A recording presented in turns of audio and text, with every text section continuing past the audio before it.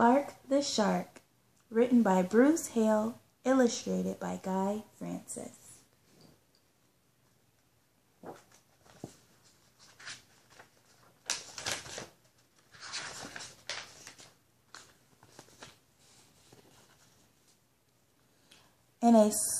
In all the wide blue seas, in all the wide blue world, the top school for fish was Theodore Roasterfish Elementary.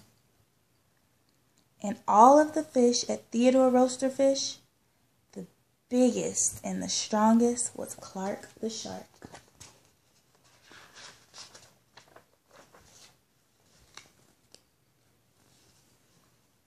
Clark loved school, and he loved his teacher, Miss Inkydink.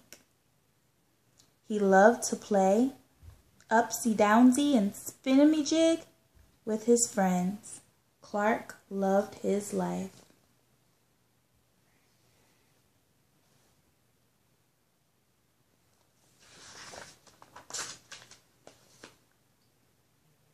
School is awesome, shouted Clark the Shark.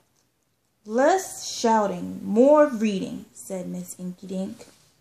Lunchtime is sweet, yelled Clark the Shark. Munch on your own lunch, said his best friend Joey Mackerel. Recess rocks, bellowed Clark the Shark. You're playing too rough, Clark, cried the other kids.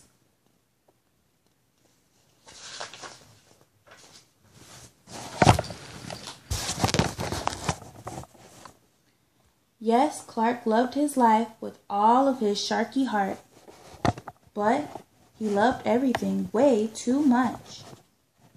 He was too loud. He was too wild. He just was too much shark for the other fish to handle. After a while, no one would play with Clark.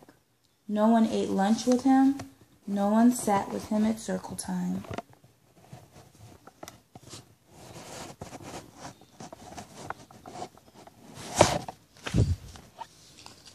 Even his best friend Joey Mackerel told him, "Cool your jets, Clark. You're making me crazy." One day, Clark asked Miss Inkydink, "What's wrong with everyone?" Mrs. Inkydink patted his fin. "Clark, sometimes you play too hard. You munch too hard. Gosh, you even help too hard." "But life is so exciting," said Clark. "There's a time and a place for everything," said Mrs. Inkydink, "and sometimes the rule is stay cool."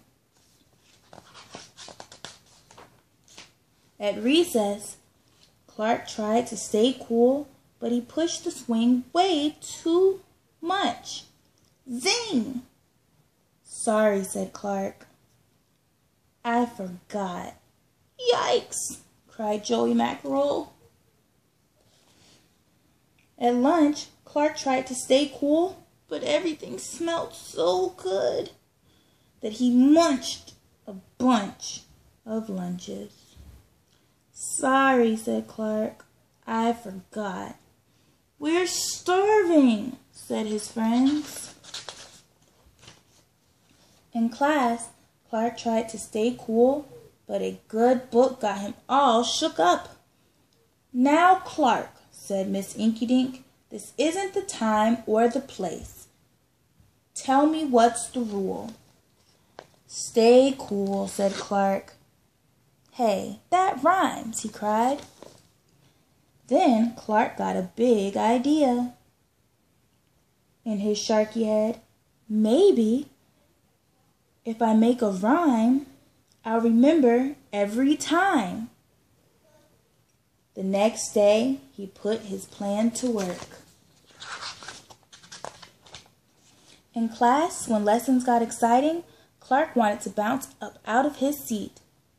Instead, he told himself, "When teacher's talking, don't go walking." And what do you know? It worked. "Attaboy, Clark," said Miss Inkydink. Clark smiled. Lessons are fun. At lunch, everything smelled so yummy. When Clark wanted to eat and never stop, he told himself, "Only munch your own lunch." And it worked again. "Way to go, Clark," said his friends. Clark grinned. Lunch is fun. At playtime, Clark told himself, "Easy does it. That's the way. Then my friends will let me play." And playtime was fun. Once more, Clark loved life.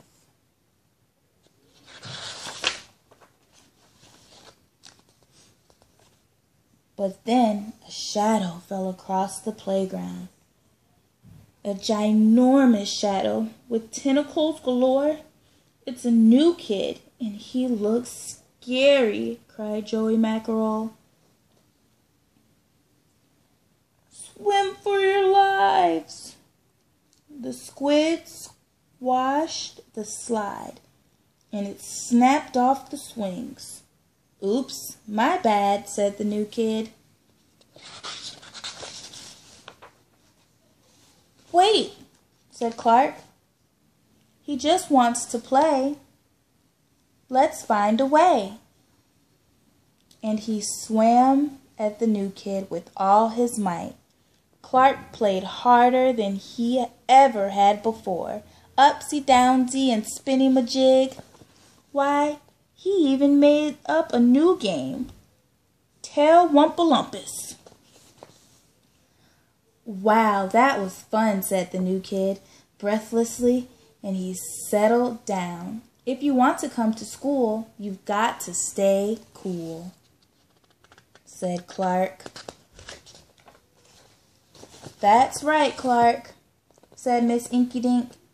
"And thanks for taking care of our new classmate, Sid the Squid." "Hooray for Clark the Shark!" Everyone cheered.